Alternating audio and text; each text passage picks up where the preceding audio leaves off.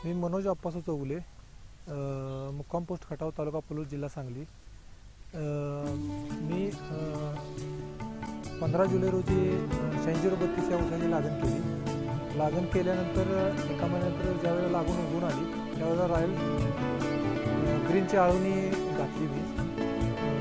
एकरी मी 1 कॅन सोडला सुरुवातीला। त्याचा रिझल्ट म्हणजे मला एवढा चांगला मिळाला की वाढ पण जोरात झाली ऊसाची आणि पानांची काळोखी सुरुवातीपासून जशी म्हणजे पाहिजे तशी सुरुवातीपासून आहे, एकदम काळोखी झाला। आणि दुसरी म्हणजे वाढ पण बाकीच्या माझ्याबरोबरच्या लागणी आहेत त्याच्यापेक्षा वाढ ग्रोथ एकदम बेस्ट आहे, म्हणजे मला पाहिजे तशी वाढ मिळाली मला। म्हणजे पानाची साईजसुद्धा चांगली आहे। मला वाटतं मी 100%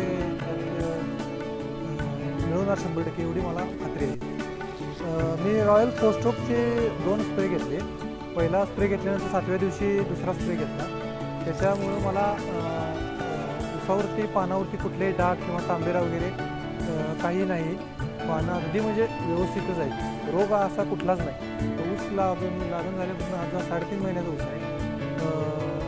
यावर्षी प्रत्येक वर्षापेक्षा एवढा पाऊस झाला, भरपूर पाऊस झाला, त्यामुळे ह्या जमीन जरा डबरत असल्यामुळे ह्या जमिनीवर पाणी साठते। या ऊसामध्ये 2 वेळा 15-15 दिवस गुडघ्यावर पाणी असताना सुद्धा या ऊसाची काळोखी किंवा फुटवे बाकीच्या कुठल्याही गोष्टीवर काहीसुद्धा परिणाम झाला नाही पाण्याचा।